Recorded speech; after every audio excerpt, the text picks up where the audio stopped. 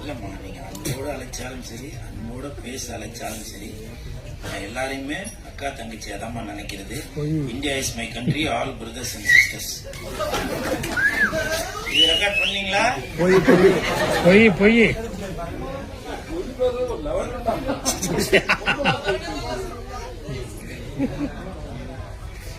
மேடையில் அமர்ந்திருக்கும் அனைவருக்கும் வணக்கம். பத்திரிகை நண்பர்கள், ஊடக நண்பர்கள், இணையதள நண்பர்கள், PRO கார்த்தி அனைவருக்கும் நன்றி. மேடையில பேசி கைத்தட்டல் வாங்குற அளவுக்கு நான் பெரிய பேச்சாளர் இல்லை, அதனால தயவு செஞ்சு நீங்களே ஒரு தடவை கைத்தட்டிருங்க. இந்த கைத்தட்டல்கள் அனைத்தும் சிலம்பம் அந்த படத்தோட டீமுக்கு தான் போய் சேரும்.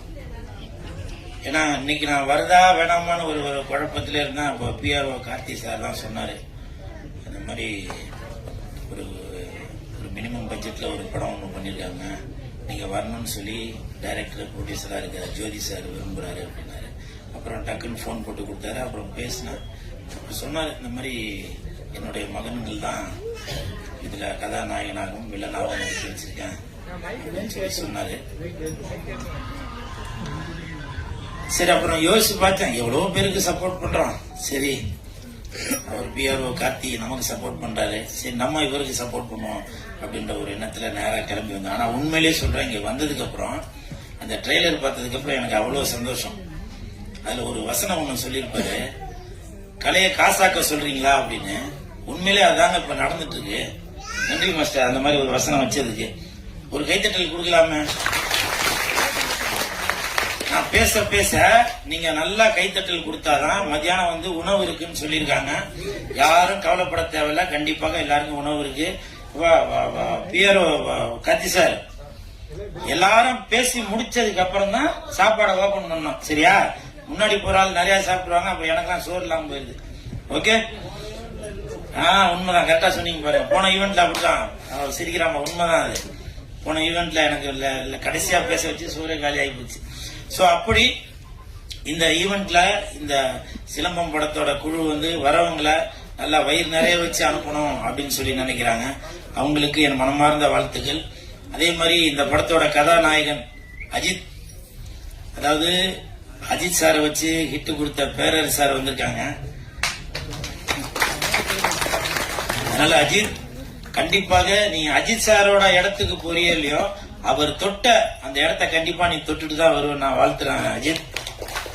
அதே மாதிரி ஹரிஷ், அவருடைய இரண்டாவது மகன், அவர் வில்லனா நடிச்சிருக்கதா சொன்னாரு. உங்களுக்கும் என் மனமார்ந்த வாழ்த்துக்கள். ஹரிஷ் ஓகே, வாழ்த்துக்கள் வாழ்த்துக்கள் வாழ்த்துக்கள். அப்புறம் கதாநாயகி மௌனிகா ரெட்டி, அவங்கள பத்தி நான் கண்டிப்பா சொல்லி ஆகணும். என்கிட்ட பேசும்போது சொன்னாங்க, நான் உங்களை பார்த்ததே இல்லைங்க, உங்க பேர் என்னங்க அப்படின்னாங்க. அதனால எனக்கு ரொம்ப சந்தோஷமா இருக்கு. ஏன்னா இல்ல சும்மா ஏதோ ஒரு பில்டப் பண்றதுக்கு சொல்லாம உண்மையை சொன்னாங்க இல்லையா. ஆனா உண்மையிலேயே அது தெரிஞ்சு சொன்னாங்களா இல்ல தெரியாத மாதிரி சொன்னாங்களான்னு தெரியல. ஆனா பேசுறதுலாம் தமிழ்ல நல்லா தான் பேசுறாங்க. உண்மையிலேயே எனக்கு தெரியாதம்மா, அம்மா சத்தியமா. சரி, பரவாயில்ல.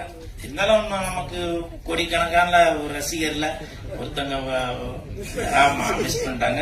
இருந்தாலும் அவங்களுக்கு என் மனமார்ந்த வாழ்த்துக்கள். பரமேஸ்வரி மேடம் வந்திருக்கீங்களா? கை காட்டுங்கம்மா. வாழ்த்துக்கள். கொஞ்சம் அப்படியே நான் பேசிட்டே இருக்க, கொஞ்சம் முன்னாடி வந்துருங்கம்மா. அப்படியே நடந்து முன்னாடி வந்துருங்க. அதாவது ஒரு தகப்பன் வந்து தன்னுடைய மகனை வந்து அப்படி படிக்க வைக்கணும், இப்படி படிக்க வைக்கணும், இல்ல இதுல சினிமால தான் ஒரு ஹீரோவாக்கணும் அப்படிலாம் நினைச்சிட்டு இருப்பாங்க. அதையும் தாண்டி அதற்கு பின்னாடி ஒரு பக்க பலமாக இருந்து, அதெல்லாம் பேக் போனா இங்கிலீஷ்ல சொல்லுவாங்க. அப்படி அந்த தாய் தன்னுடைய மகன் ஸ்டேஜ்ல ஏறி ஒரு அந்த சால்வை வாங்கும் போதோ, ஒரு படிச்சு பட்டம் வாங்கும் போதோ, இல்ல இந்த படத்துக்கு அவார்டு வாங்கும் போதோ அவ்வளவு சந்தோஷப்படுவாங்க. அந்த தாய்க்கு என் மனமார்ந்த நன்றிகளையும் வாழ்த்துக்களையும் தெரிவித்துக் கொள்கிறேன். மாஸ்டர், நீங்க மாஸ்டர் நிரூபிச்சிட்டீங்க, இந்த சுத்துறீங்களா? நன்றிம்மா. ஏன்னா ஒவ்வொரு வீட்லயும் அந்த தாய் குலங்கள் தான் தன்னுடைய கணவரையும் பசங்களையும் கோபமா இருக்கும் போதும் சரி, இல்ல வேற எதுனா சந்தோஷமா இருக்கும்போதும் சரி அதை தட்டி கொடுத்து அப்படி முன்னுக்கு கொண்டு வர்றது அந்த தாய் தான். உங்களுக்கு என் மனமார்ந்த ஈஸ்வரியா பரமேஸ்வரி ரெண்டா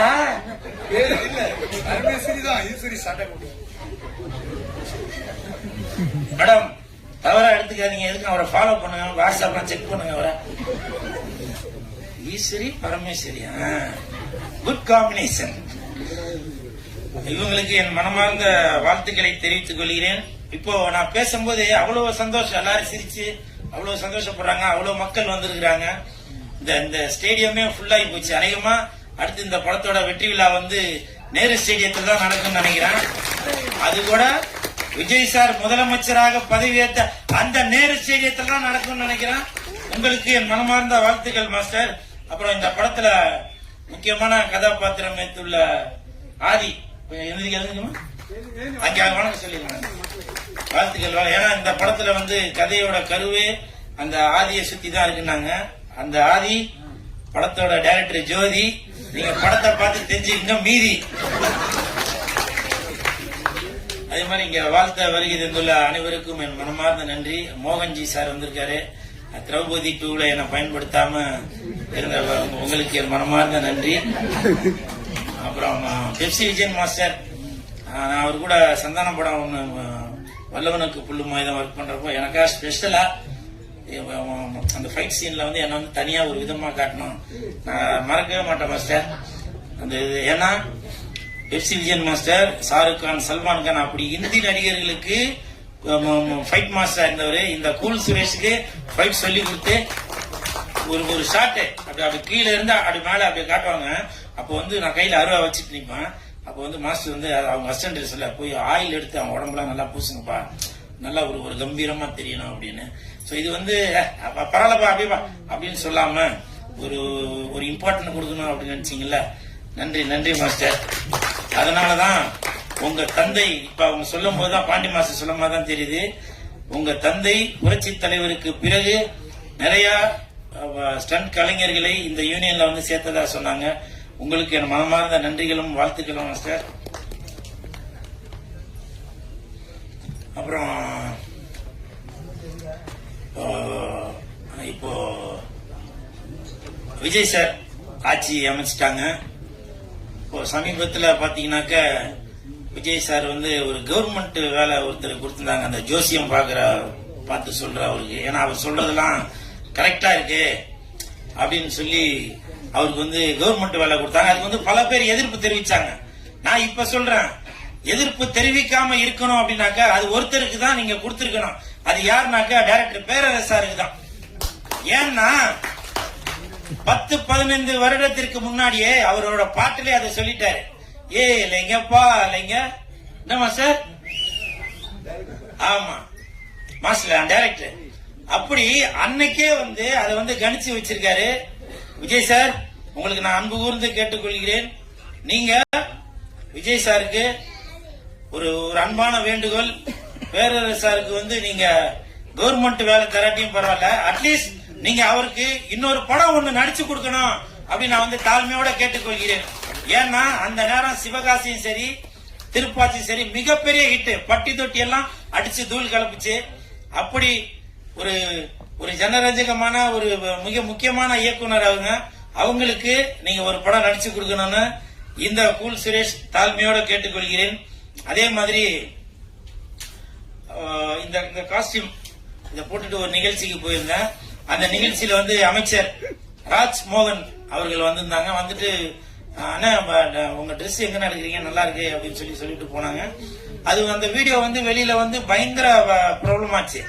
அதுல கமெண்ட்ல நிறைய பேரு பாருப்பா ஒருமையில சொல்லியிருந்தாங்க. அவங்க நான் அது சொல்லணும்னு நினைக்கிறேன், வந்த வாழ்வை பாத்தியா அப்படி இப்படின்னு ரொம்ப இது பண்ணி பேசினாங்க. நான் உங்களை கேக்குறேங்க, ராஜ்மோகன் அவர்களுக்கு ஓட்டு போட்டு ஜெயிக்க வச்சது யாரு? நம்ம தானே ஜெயிக்க வச்சோம். நீங்களே ஓட்டு போட்டுட்டு சார், நீங்களே ஓட்டு போட்டுட்டு இன்னைக்கு அவங்கள குறை சொன்னா என்ன நியாயம் இது? அப்போ ஒரு மனிதன் வாழ்ந்தாலும் ஏசுவீங்க, தாழ்ந்தாலும் ஏசுவீங்களா? ராஜ்மோகன் அவர்களுக்கு என்னங்க குறை? என்ன குறை? எதற்காக அவர் வந்து ஒருமையில பேசுறீங்க? அவங்க மட்டும் இல்ல, பல பேரை நீங்க தான் ஓட்டு போட்டு டிவிக்கே வேணும் அப்படின்னு சொல்லி ஓட்டு போட்டு ஜெயிக்க வச்சது. ஜெயிச்சதுக்கு அப்புறம் இப்படி குறையும் சொல்லியிருந்தா என்ன அர்த்தம்? விஜய் சாரு ஒரு சாமானிய மக்கள் ஆட்டோ டிரைவர் கூட முதல்ல இது எம்எல்ஏ ஆகலாம் அப்படின்னு சொல்லி சொல்லியிருந்தாங்க. ஒரு டிரைவரோட மகன் கூட எம்எல்ஏ ஆகலாம் அப்படின்னு சொல்லி சொல்லியிருந்தாங்க. அப்படி ஒரு சிறப்பு வாய்ந்த முதலமைச்சராக இருக்கக்கூடிய விஜய் சார் அவர்களுடைய எம்எல்ஏக்களை நீங்க குறை சொல்றீங்களே, நீங்க தானங்க ஓட்டு போட்டது. அப்ப என்ன மென்டாலிட்டியில தாங்க இருக்கிறீங்க நீங்க? சும்மா ரீல்ஸ் பாக்குறதுக்கு மட்டும் இருந்தா போதுமா? அடுத்தவங்களை கமெண்ட் பண்றது மட்டும் இருந்தா போதுமா? இது எதற்காக இந்த சிலம்பம் படத்தோட ஆடியோ ரிலீஸ்ல சொல்றேன்னா அதை சொல்றேன். அப்ப நீங்க என்ன எண்ணத்துல நீங்க போய் ஓட்டு போட்டீங்க? யாரு வேட்பாளர்னே தெரியாது, வேட்பாளர் பேர் தெரியாது, விசிலுக்காக போட்டு வந்துட்டேன் அப்படின்னு நினைக்கிறீங்க, அப்படிதானே? அதுவும் இல்லாம எல்லாருமே படிச்சவங்களா இருக்காங்க எம்எல்ஏக்கள். சில பேர் எம்எல்ஏவா பதவி ஏற்கும் போது அவங்களுக்கு பேசவே தெரியல, கை காலெல்லாம் நடுங்குது அப்படின்லாம் சொல்லி இவரெல்லாம் ஒருமையில சொல்லிருந்தீங்க. இவரெல்லாம் வந்து எம்எல்ஏவா அர்ப்பனுக்கு வந்த வாழ்வப்பார் இப்படிலாம் சொல்லிருந்தீங்க. இப்ப இந்த மேடையில ஒரு உதாரணம் நடந்துச்சு. ஸ்டண்ட் யூனியனோட இப்போதைய தலைவர் அசோக் அவர்கள் பேசும்போது, அவர் பல படங்களை ஒர்க் பண்ணவரு, எத்தனை மாடியில இருந்து குதிக்க சொன்னாலும் குதிப்பாரு, பல தீக்காயங்கள் வெட்டுக்காயங்கள், இப்படி எதுக்குமே பயப்படாதவரு இந்த மைக்க பார்த்தவன பயப்படுறாரு, கால்லாம் நடுங்குது, குடிக்க தண்ணி கொடுங்கன்னாரு. அப்படி சார் இது சிரிக்க வேண்டிய விஷயம் இல்ல சார், சிந்திக்க வேண்டியது. அப்படி பல கேமராக்கள் முன்னாடி பல ஹீரோக்களை பல சாகசங்கள் பண்ண அந்த ஸ்டண்ட் கலைஞருக்கு மைக்க பார்க்கும் போது அவங்களுக்கு ஒரு நடுக்கம் வரும்போது, அவங்க யாரு எம்எல்ஏக்களா பதவி ஏற்றவங்க அவங்களோட நிலைமையை யோசிச்சு பாருங்க. அவங்க இதுக்கு முன்னாடி மைக்கில் நின்று பேசினவங்களா, பல கூட்டங்களை பார்த்தவங்களா? அவங்களுடைய நோக்கம் எல்லாமே டிவிக்கு எம்எல்ஏ அவர்களுடைய நோக்கங்கள் எல்லாமே மக்களுக்கு நல்லது செய்யணும், மைக்கு முன்னாடி நிக்கணும்ன்ற எண்ணம் இல்ல, மக்களுக்கு நல்லது செய்யணும் அப்படின்ற ஒரு எண்ணத்துலதான் வந்திருக்கிறாங்க. அதனால தயவு செய்து உதவி செய்யாட்டியும் உபத்திரம் செய்யாம இருங்க, சரிங்களா? இப்பவும் சொல்றேன், நீங்க தான் ஓட்டு போட்டு ஜெயிக்க வச்சது, புரியுதுங்களா? அதான் எதா இருந்தாலும் 5 வருடத்திற்கு நம்ம தான் பொறுமையாக இருந்து என்ன நடக்கிறது என்று அதை வெயிட் பண்ணி பார்ப்போம், சரிங்களா? அது அப்புறம் சொல்றேன் சார், நீங்க திசையை மாத்தி விட்டுறாதீங்க. அப்புறம் இன்னைக்கு காலையில இருந்து ஒரு நியூஸ் சுத்தி வந்துட்டே இருக்கு. அது என்னன்னாக்க, நடிகர் ஸ்டண்ட் கலைஞர் இந்த ஸ்டேஜ்ல சொல்றதுல நான் அதை கண்டிப்பா சொல்லி ஆகணும். ஸ்டண்ட் கலைஞர் முத்துக்காளை அவர்களுடைய மனைவி உடல்நிலை சரியில்லாம கேஎம்சி ஹாஸ்பிட்டல் இருக்காங்க. வீடியோ எல்லாம் பார்த்திருப்பீங்க. அதனால தயவு செய்து முதலமைச்சர் விஜய் சார், நீங்க அந்த ஸ்டண்ட் கலைஞர் நடிகர் அவருடைய மனைவிக்கு இப்போ வந்து நீங்க இதுல தேர்தல் வாக்குறுதியில சொல்லியிருந்தீங்க காப்பீடு திட்டங்களா இருக்குன்னு. அதனால தயவு செய்து அவருடைய மனைவியை நீங்க காப்பாற்ற வேண்டும் என்று உங்க பாதம் தொட்டு நான் கேட்டுக்கொள்கிறேன். இத பல நடிகர்கள் சொல்ல மாட்டாங்க, பல இயக்குநர்கள் சொல்ல மாட்டாங்க, பல பணக்காரங்க சொல்ல மாட்டாங்க. எதுக்கு நான் சொல்றேன்னா, எனக்கு தெரியுங்க, என்னுடைய சக கலைஞர் அவரு முத்துக்காலை நிறைய பேர் கமெண்ட்ல கூட சொல்லியிருந்தாங்க, இது வரைக்கும் நீ நிறைய சம்பாதிச்சிருப்பல, அதை வச்சு செலவு பண்ண வேண்டியதானே அப்படின்னு. எங்களை மாதிரி கலைஞர்களுக்கு எங்கெங்க வாய்ப்பு தெரியுங்க? யாரு ஒழுங்கா ஷூட்டிங் ஸ்பாட்டுக்கு வராதவங்களோ, பிகு பண்றாங்களோ, உங்களுக்கு ஒத்துழைப்பு கொடுக்காதவங்களோ, ஆடியோ ரிலீஸுக்கு வராதவங்களோ, ப்ரமோஷனுக்கு வராதவங்களோ, ப்ரொடியூசரோட வழியை தெரியாதவங்களோ, டைரக்டரோட வழியை தெரியாதவங்களோ, அவங்களுக்கு தான் நீங்க முன்னுரிமை கொடுத்து அவங்க கேட்கிற சம்பளத்தோட 10 மடங்கு 20 மடங்கு ஜாஸ்தியா கொடுத்து, என்னோட பாஷையில சொல்லணும்னா எங்க இதுல சொல்ல வலுவட்டையா ஆக்கி வச்சிருக்கீங்க, கெடுத்து குட்டி சாவர ஆக்கி வச்சிருக்கீங்க அப்படின்னு நான் சொல்லுவேன், புரியுதுங்களா? அதனால தயவு செய்து அந்தந்த கலைஞர்களுக்கு எது உரிய சம்பளமோ இல்ல மற்றபடி வேலை வாய்ப்போ அதை தயவு செய்து கொடுங்க. ஏன்னா நாங்க நம்பி இருக்கிறது சினிமாவை தான். அதனால முதலமைச்சர் சார், விஜய் சார், நீங்க உங்களோட தேர்தல் அறிக்கையில கூட சினிமாவுக்கு அப்படின்னு சொல்லி எதுவும் ஸ்பெஷலா நீங்க எதுவும் கொடுக்கல. சினிமா கலைஞர்களுக்கு நீங்க மிகப்பெரிய பொக்கிஷமாக நாங்க எல்லாம் ஓட்டு போட்டு உங்களை தேர்ந்தெடுத்து வைத்திருக்கோம். நீங்க இந்த சினிமா கலைஞர்களுக்கு மிகப்பெரிய ஒரு பொக்கிஷமாக அமைவீங்க அப்படின்ற நான் நம்புறேன்.